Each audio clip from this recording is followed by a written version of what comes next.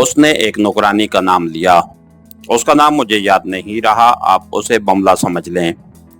हमने मकतूला के बेटे को बाहर भेज दिया और बमला को बुलाया।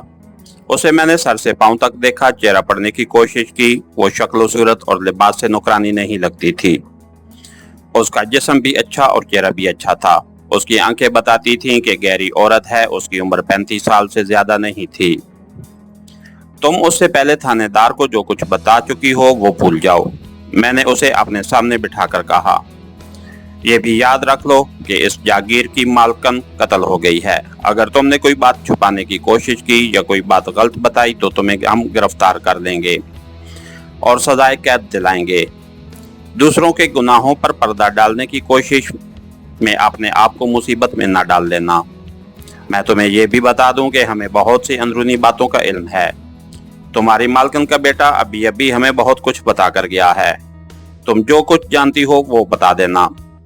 उसी ने हमें बताया है कि कुमारी मकतूला के जितना करीब तुम रहती थी उतना उसका ये बेटा भी नहीं रहता था, और तुम कुमारी के दिल की बातों से भी वाकिफ थी।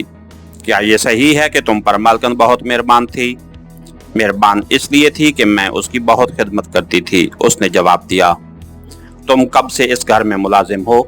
मेरी शादी मालकन ने कराई थी, उसने जवाब दिया। मैं दरअसल मालकन के साथ ही आई थी। मैं उसके माँ बाप के घर में मुलाजिम थी। मालकन मुझसे 2-3 साल बड़ी थी। मैं उसकी डोली के साथ आई थी, यही जवान हुई और यही शादी हुई। मालकन अपने खामिद के साथ खुश थी? नहीं, उसने जवाब दिया। 16 साल की लड़की इतनी बड़ी उम्र के आदमी के साथ कैसे खुश रह सकती है? रोती थी? रोती तो नहीं थी, उसने जवाब दिया। खामद ने उसे शहजादी बनाकर रखा था। उदास उदास रहती थी।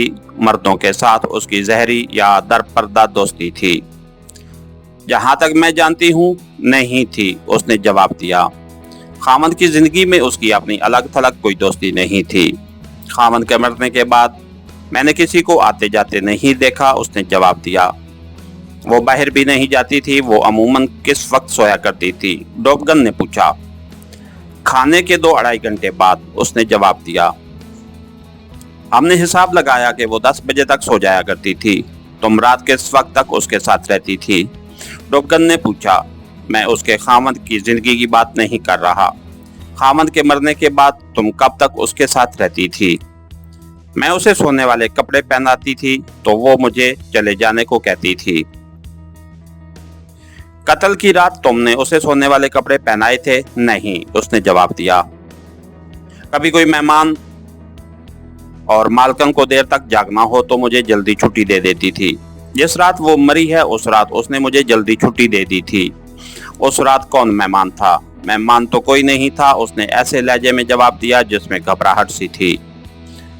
मालकन ने कहा था कि तुम चली जाओ, मैं चली आई। कुमारी शराब पीती थी? डोबगन ने पूछा। खामद के मरने के बाद उसने पीनी शुरू कर दी थी। ज्यादा पीती थी? इतनी ज्यादा नहीं, उसने जवाब दिया।